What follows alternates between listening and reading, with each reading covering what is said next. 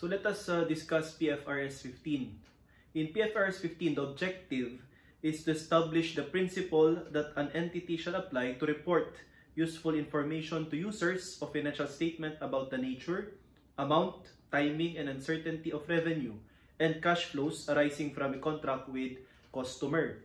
This standard, PFRS 15, has superseded the following standards. Okay, see for example, we have IAS 11 for construction contract, IAS 18 for revenue, IFRIC 13 customer loyalty program, IFRIC 15 agreements for construction of real estate, IFRIC 18 transfer of asset with customers, and SIC 31 revenue barter transaction involving advertising services. However, IFRS 15 or PFRS 15 from customers or contract with customer applies to all contracts, no? Except for the following. We have leases, IFRS 10 for consolidated financial statement, IFRS 11 for joint arrangement, IAS 27 for separate financial statement, IAS 28 investment in associate and joint venture, insurance contract with scope of IFRS 4, and non-monetary exchanges between entities in the same line of business. Okay. Now, with respect to PFRS 15, okay, you have to apply the so-called 5-step model or framework. Okay. The 5-step model in PFRS 15, okay, is composed of the following steps. Number 1, you have to identify the contract. Okay? Meron bang nag-i-exist na contract between the parties? Okay? Next, after identifying the contract, you have to identify the performance obligations. Okay? Performance obligation or PO. Okay? So, yung seller ba, meron ba siyang obligasyon? The answer is yes. Obligation to deliver the goods. How about the buyer? The buyer has the obligation to pay, okay, the price of the said goods or services. After identifying the obligation, how much, okay, will the buyer pay or the so-called contract price? So, identify the transaction price. Okay, magkano bang babayaran? Magkano i-collect naman ng seller? Okay? Now, this transaction price may be computed using variable factors, okay, or it can be set at a fixed amount. Now, if you have a multiple performance obligation, you have to allocate this transaction price to the different PO or performance obligation. So your 4th step, okay, after identifying the PO and identifying the transaction price or contract price, you have to allocate, okay, okay, the said contract price. Okay, allocate the contract price. Saan po natin siya i-allocate? Sa different performance obligation. And these performance obligations, okay, kapag nagawa or na-comply, then you can now recognize revenue. Okay? So the 5th step is recognition, okay, of revenue. Okay? And this revenue recognition can be at point in time or over time. Say for example, in long-term construction contract, okay, if prior to PFRS 15, we apply the zero profit method, we recognize revenue, okay, at point in time. Kung kailan natapos yung kontrata or na-complete yung construction ng project, dun ka pala magre-recognize ng revenue. Pero kung ang ina-apply natin prior to PFRS 15 ay yung percentage of completion, okay, as we complete okay, or as we construct, there is construction in progress, okay, percentage of such will be recognized as your revenue. So, pwedeng overtime ang recognition habang ginagawa mo, nagre-recognize ka na rin ng revenue. So, these are the 5 steps, okay, that you have to follow in order for you to apply, okay, PFRS 15 in recognizing revenue with the customer. Now, we have to discuss, okay, these steps, okay, individually. So, first, how to identify the contract. Okay, so correct ko to. So, in order for you to determine if or whether the contract is within the scope of PFRS 15, okay, number 1, contract. Identifying the contract. So, alamin mo muna kung scope ba ng PFRS 15 yan. So, you have here the acronym RTCPA. Okay? RTCPA. Okay? Yung kontrata ba, naka-identify ba doon yung rights? Okay? Rights or obligations? Okay? Ng mga parties. Identified ba? Okay? Next, meron bang terms of payment? Paano babayaran? Okay? Identified din ba ng buyer yung seller? Okay? Contingent ba sa isang delivery bago siya mabayaran? Or contingent ba sa event bago mabayaran? Okay? So, there should be terms of payment. Otherwise, kung walang terms of payment, baka naman hindi po saklaw ng PFRS 15 yan. Baka naman it's a form of donation. Wala palang babayaran. Okay, so PFRS 15 will not be applied. Aside from this, okay, the contract, okay, lagay natin dito the contract must be approved. Okay? Approved by the parties, syempre. Ayan. Kasi meron ng terms, okay, of agreement or terms of payment. Identified yung rights and obligation, pero hindi naman pumirma yung mga parties, hindi approved by the parties, then wala tayong pinag-uusapan na PFRS 15 dito. Okay? Aside from that, okay, the contract has a commercial substance. Okay, substance. So, ibig sabihin, class, may transfer of goods or services and there is a corresponding payment for such. So, kung donation yan, okay, mortis causa, alam nyo na yan, no? Donation inter vivos, etc. Hindi yan papasok, no, sa scope ng PFRS 15. And P, there is probability, okay, probability, okay, of collection. Okay? So, ibig sabihin, class, yung seller, okay, ay makukolekta niya. No? There's probability of collection of the said transaction price. Okay? Para maging scope ng PFRS 15 itong kontrata na to. So, unang-una sa lahat, class, you have to identify the contract. Okay? And the following conditions that we have discussed, okay, should be present. Eh sir, paano pag wala? Okay, so paano pag wala si R, T, C, P, A? Okay? Ang sinabi ng standard, you have to reassess. Okay? The contract. Otherwise, you cannot apply PFRS 15. And class, ha? Ngayon, assuming na present itong RTCPA. Okay? RTCPA. The next step, okay, after identifying the contract is determining or identifying the performance obligation. Okay? Performance obligation. Yan. And with respect to performance obligation, class, okay, ang tatandaan mo lang dito ay dalawa. Okay? Una, your obligation to deliver. So, is it a delivery of goods? Okay?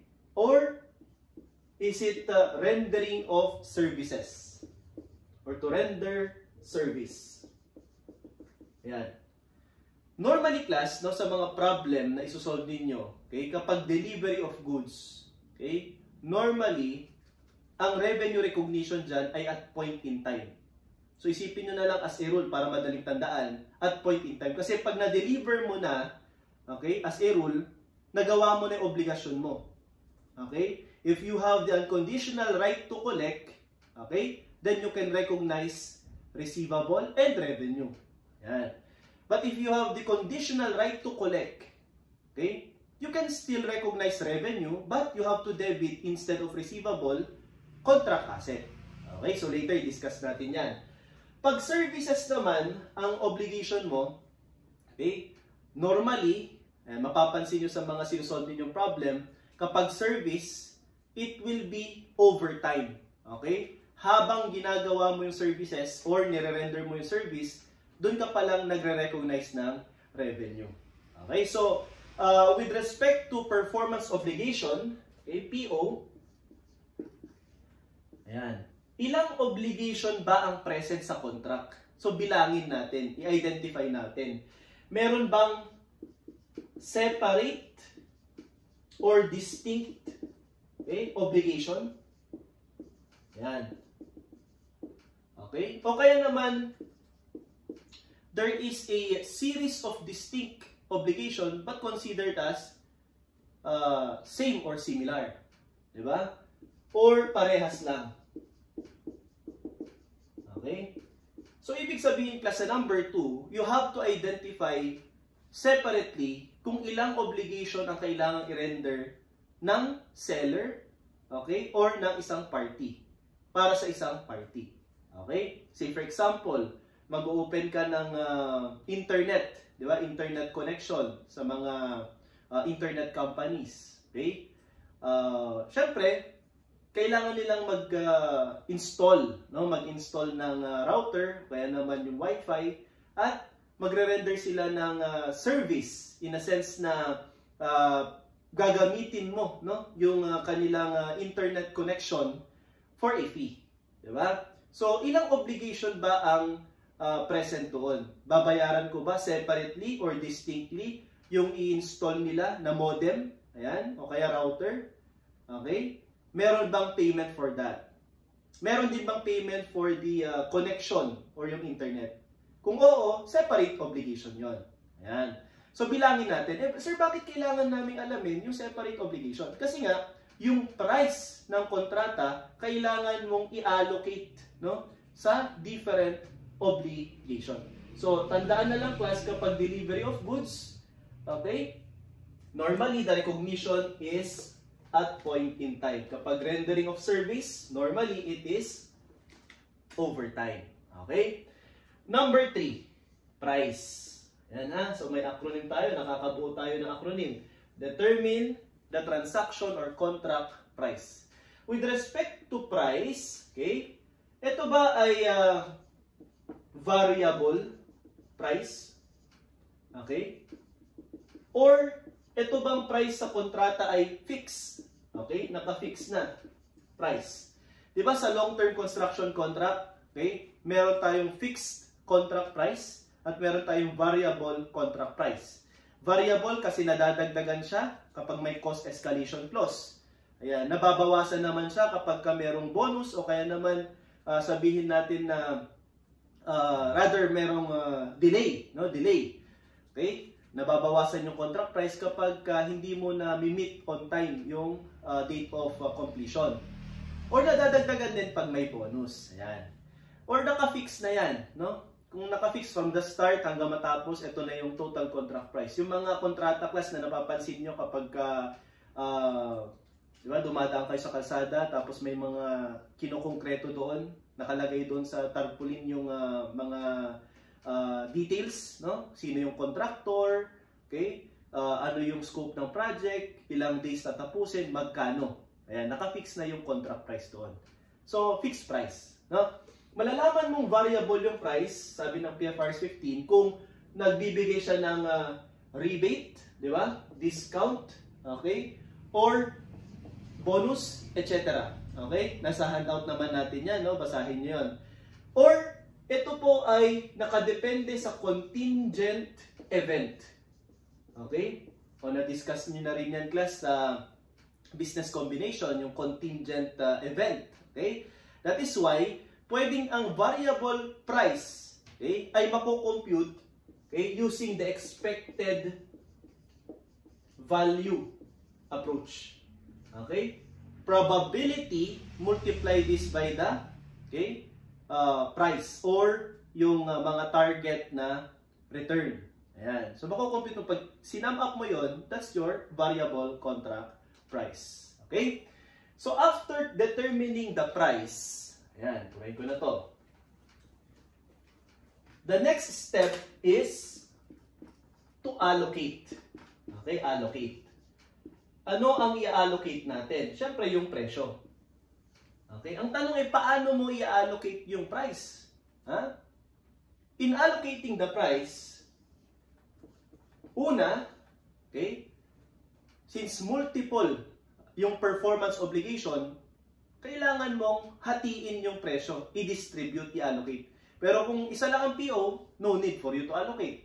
Sa kanya na yon, di ba? So ngayon, with the presumption na maraming performance obligation, ang dapat mong gawin ay i-identify mo yung tinatawag na stand-alone selling price. No? So, first step is to determine the relative stand, okay, alone price. No? Price. Ayan. So, we have our acronym, RSAP. Okay? Relative stand alone price. If determinable lahat. Ayan. Okay, say for example, sa franchise, no, dyan sa handout natin, if you can recall, okay, pag nasolve nyo na yan, merong stand-alone price for the rights, no, franchise rights, may stand-alone price for the equipment, may stand-alone price for the rendering of service, yung site inspection, okay, etc. So, yung mga stand-alone price na yan, gagamitin mo para i-allocate yung price, contract price. Say for example, nag-open ka ng postpaid plan, okay, sa isang internet or postpaid, tawag nito, yung mga telco, no, telco, telecommunications company, okay? Huwag na tayo magbigay ng pangalan. Magbibigay sila, no, for a fee ng cellphone na pinili mo. Yan. Okay?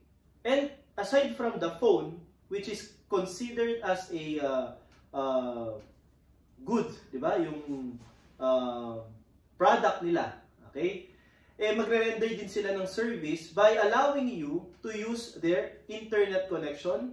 Aside from that, yung call and text na service nila.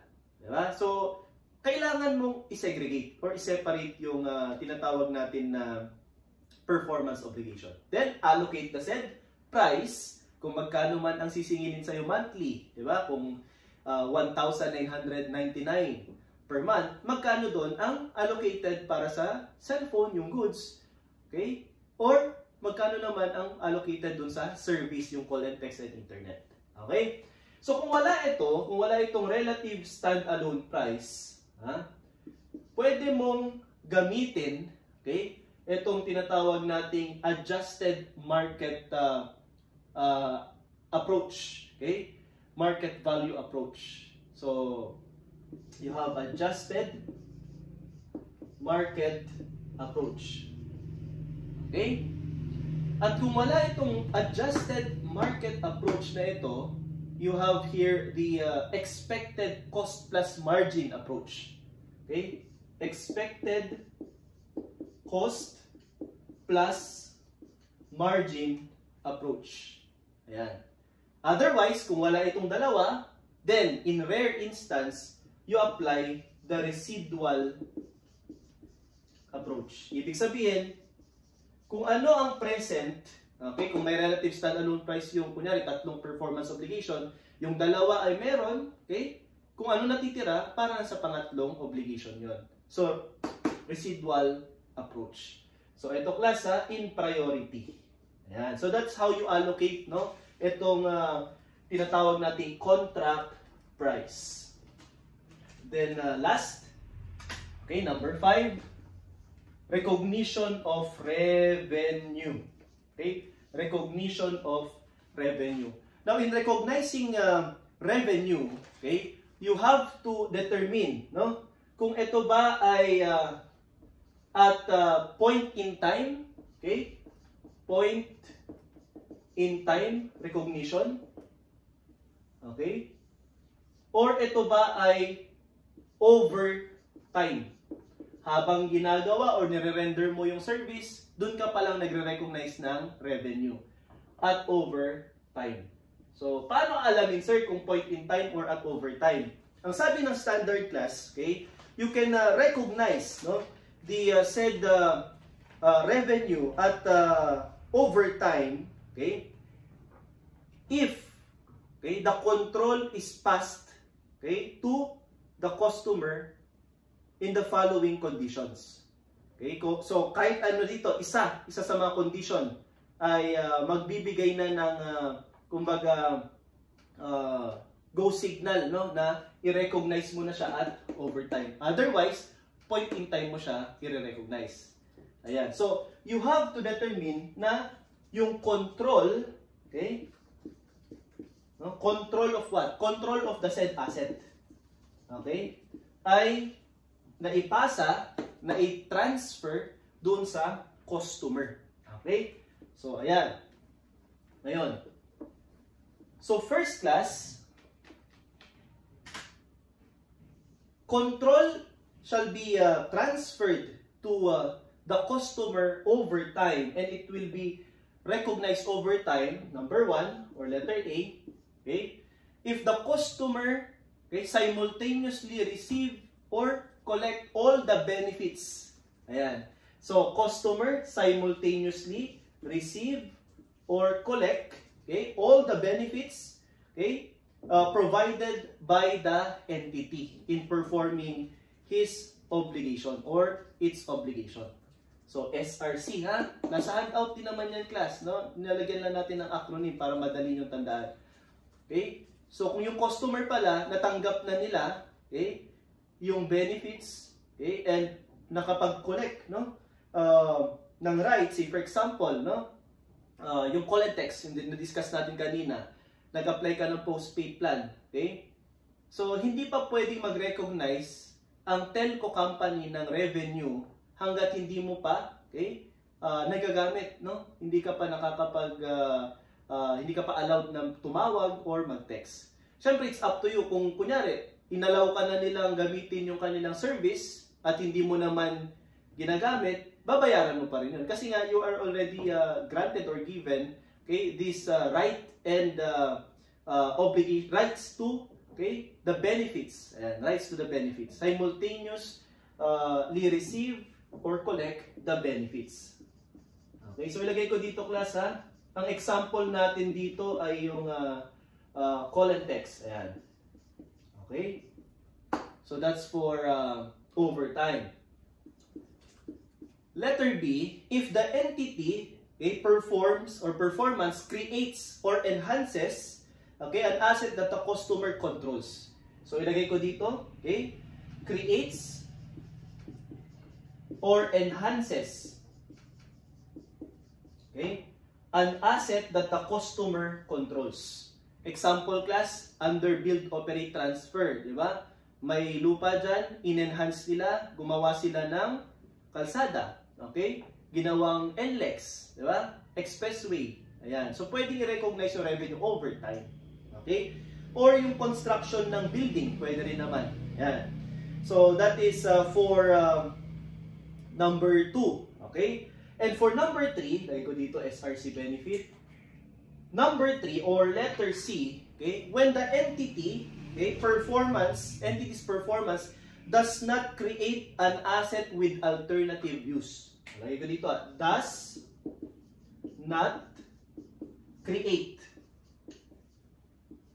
an asset with alternative, okay, use to the entity. Ibig sabihin, class, ang gagamit kasi nung asset na yan at ang makikinabang dyan, yung customer, hindi yung entity. Hindi yung gumawa ng, okay, ng asset. Kaya nga ita-transfer mo yung control ng asset doon sa customer. Okay? An example of this, class, ay yung construction contract. So habang ginagawa, class, okay, yung asset or yung building, okay, walang alternative use doon sa entity na gumagawa. Kung hindi, para yan sa, okay, customer na nagpagawa ng building. And of course, sabi din dito, and the entity has, okay, the enforceable right to payment for the performance completed to date. Ayan. So, ang pinaka-importante dito, okay, the entity has the right to payment. Okay, to enforce payment. Okay, the right to payment. Ayan. Based on the completion to date. So, dyan natin nakikita, class, na yung revenue recognition ay nakadepende kung ano or ilang percent ang nakumpleto. Okay? Ngayon, kung wala dito sa tatlo, SRC, simultaneously receive or collect the benefit, okay? Like call and text. Yan. O kaya naman, it creates or enhances an asset, okay, for the benefit of the customer. Okay? Or does not create an asset with alternative use to the entity. Ha? Entity yan, hindi yung customer. Okay? And the entity has an enforceable right to collect based on the completion. Okay? So, any, okay, sabi dun sa standard, any, kahit isa lang, okay, dito sa mga conditions na ito, ay pwede mo nang i-recognize over time during the period or yung contract period. Otherwise, kung wala ito, ha, kung hindi pala present itong A or B or C, then you can recognize the said revenue at point in time.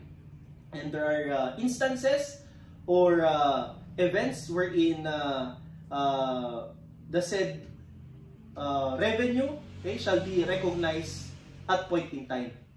Okay? Nasa handout din naman natin yan. Sabi dito, class, okay, when the entity has a present right to payment of the asset, yan, the customer has legal title to the asset, so na-transfer mo na, no? Or the entity has transferred physical possession to the of the asset, or the customer has significant risk and reward related to ownership of the asset, and the customer has accepted the asset. Okay? So, tandaan, class, kapag at point in time, one time mo lang i-recognize buo, full amount mo i-recognize ang revenue. But if it is over time, the total price allocated to such obligation will be, okay, recognized during the period or the duration of the contract. Hindi isang beses. Okay? So, tandaan, para madaling tandaan, class, kapag construction contract, point in time, zero profit method ang example. Okay? Kapag ka naman overtime, ang example naman ay percentage of completion. Kasi habang ginagawa siya, okay, may construction in progress ka, and the percentage completion, yan ang basis mo to recognize your revenue. And we will discuss this when we reach a long-term construction contract and franchise accounting. Okay?